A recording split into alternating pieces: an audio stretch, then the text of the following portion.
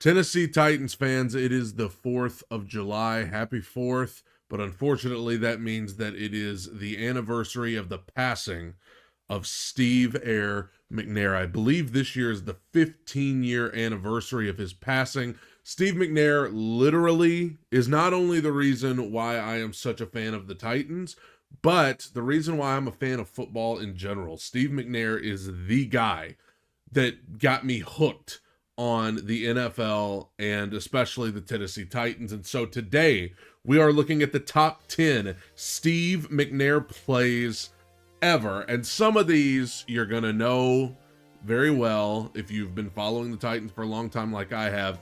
Some of them are going to be very obscure because I used to go back and rewatch Titans games over and over and over again after they were over. And so I remember certain plays from Steve's career that just were amazing to me. And so some of those are on this list and you're going to be like, I don't remember this at all, but I do. These are the top 10 Steve McNair plays that I've ever seen. Coming in at number 10 is one of those obscure plays. This is the Tennessee Titans versus the Indianapolis Colts from the 2002 season. The Titans started this season 1-4 and then went on a huge run to be the number 2 seed in the AFC. The Titans had a hard time beating Peyton Manning and the Colts, as did everybody. But this game in particular, you could see the score, you could see the time left, 24-17, 3rd and 2. The Titans need a first down to continue to ice the game. Steve McNair drops back to pass, and as you can see, he immediately has pressure at his face. This guy is coming unblocked off the edge, and Steve somehow, some way gets away from him, does a little spin thing. Look at this. This Colts defender, that may be Dwight Freeney, I can't even tell, has Steve by the jersey. He is holding on for dear life, but Steve, of course, gets away from him because that's just what Steve did. And then Steve gets out into the open field and gets more than enough for a first down, and the Titans were able to ice the game and beat Peyton Manning and the Colts. They didn't do it very often, but they did it that day, and they did it because of Steve. Going on to number 9. This is a playoff game against the Baltimore Ravens. The Titans and the Ravens were bitter rivals. This game was tied 10-10 at this point, wild card round.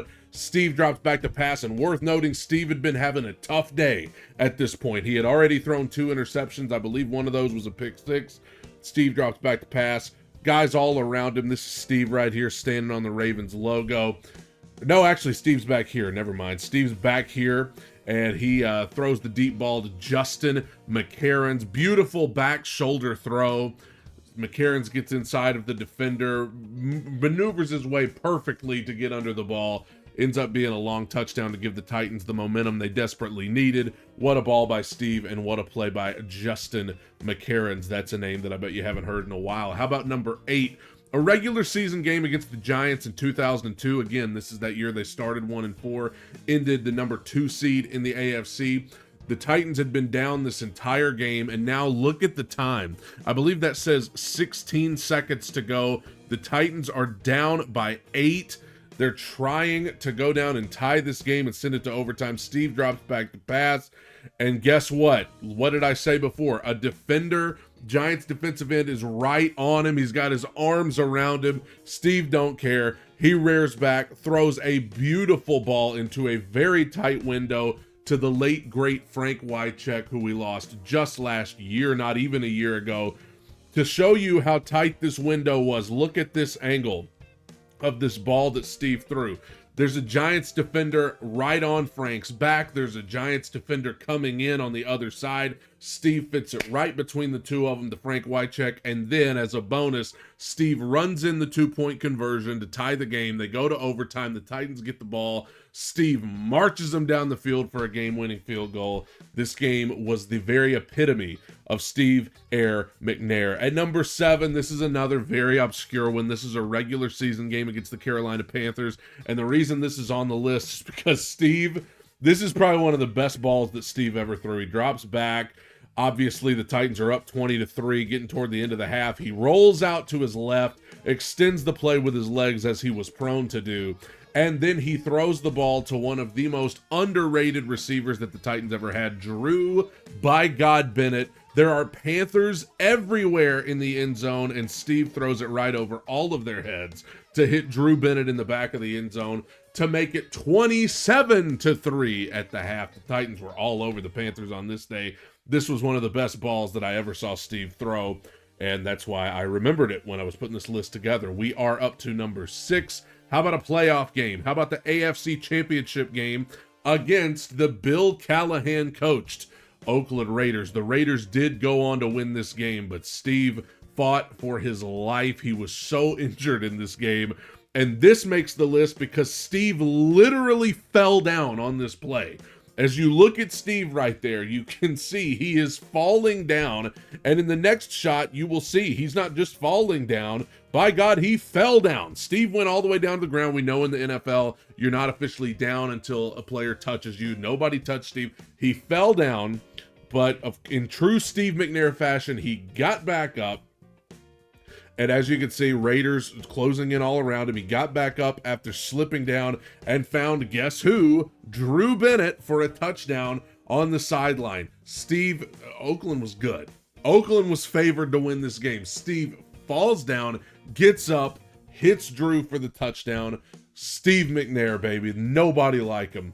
Now we are into the top 5, and how about another playoff game? That same year, the divisional round against the Steelers, one of my favorite football games that I've ever witnessed, and this is a play that you probably forgot about. It is overtime. It is 31-31. We are down to the wire. It is the playoffs. Steve McNair, this is so eerily similar to that play he made in the Super Bowl against the Rams. Just a couple of years after he made that play, Steve rolls out to his right. Look at where the play started. The line of scrimmage is up somewhere near the 40-yard line. Actually, the 38. The Steelers' 38-yard line is where the line of scrimmage is. Steve has retreated all the way back to midfield. He has given up 12 yards of ground because there's about 5 Steelers chasing him down. Steve is rolling out to his right. Keeps rolling, but look at that. He is way over on the sideline with 3 Steelers bearing down on him. And you see him rearing back to throw right there. Surely he's just going to throw this thing away. Surely he's just going to live to fight another day. But that's not what he did at all. Look at Steve right here. As he throws this ball to Justin McCarron's, not only does this get them into field goal range for the Joe Nedney Music City Mulligan, look at how many Steelers are in the vicinity. Steve has given up 12 yards of ground, throws it across his body. You're not supposed to do that, but Steve does it to Justin McCarron's, shows his toughness, his fight. Steve actually had to come out of this game at one point because he was so hurt. I remember he cried on the sideline because he wanted to go back in so bad. They put him back in, and this is what he did. Got him to the, AFC Championship game. What a moment. We are to number 4. We're still in the playoffs. It's the Super Bowl year. It's the AFC Championship game against the Jacksonville Jaguars. Steve McNair dropping back. The Titans are up by 12. 7:45 to go in the AFC title game. They're just trying to put this thing away. It's 3rd down. What does Steve do? Oh my goodness, he's broken the pocket, and there are no Jags within about 5 yards of him, and that is bad news for the Jacksonville Jaguars because Steve McNair takes off. Look at the open space. All of these Jaguars trying to chase him down to no avail. Steve keeps running, keeps bumbling, keeps stumbling literally all the way at the 5. He got down to the 1-yard line, foreshadowing of what would happen with Kevin Dyson just a couple of weeks later in the Super Bowl. This resulted in a touchdown on, I believe, the next play, which essentially put this game away and sent the Tennessee Titans to the Super Bowl. Steve McNair with the dagger. Everybody remembers Michael Vick. Everybody remembers Donovan McNabb and what they did for the game. The way they revolutionized the quarterback position by being able to run around and use their legs. Steve McNair does not get the credit he deserves for that. We are up to number 3. It's the 2003 season. The Titans are on the road against the Houston Texans. The Texans could not stand the Titans because the Titans used to be in Houston and now they're not, and so the fans are bitter, and the Titans are in a position where if they lose this game, they're probably not going to the playoffs. If they win, they clinch a playoff berth. It's 4th and by God 10. Steve McNair, you would think he's just going to try to get us a first down and extend the game, but no, Steve McNair's a maniac. Steve McNair's out of his mind. He's not going to do that. He's going to rear back. Look at that. Look at where that ball is. He is chunking this thing downfield from the 30-yard line on 4th and 10. There's Drew Bennett. I told you, one of the most underrated receivers in Tennessee Titans history. Drew Bennett is on the receiving end of this bad boy for a touchdown. Not just a first down, a touchdown. And Drew had to tell everybody to be quiet right there. What an iconic moment from the great Drew Bennett. The Titans beat the Texans and they go on to the playoffs and they break the hearts of the Houston Texans faithful, and we love to see it. We are up to number 2, and there's a story behind this one. I don't know if you guys have ever seen Jeff Fisher and Mike Keith talk about this. Steve McNair had lost all of his confidence. He was not playing well, and he essentially had taken himself out. Neil O'Donnell started this game. This is from the 2000 season. This is at the year after the Titans had gone to the Super Bowl. Steve thought that he had lost his touch. Steve thought that he just didn't have it in him anymore, and that Neil O'Donnell was going to have to be the guy going forward for the Titans. Neil O'Donnell started this game and got hurt. And as you can see, a minute and a half to go. The Titans are down 20-16, and Steve has to come into the game because Neil got hurt. Steve comes in, marches the Titans offense, who hadn't been doing nothing all day, down the field.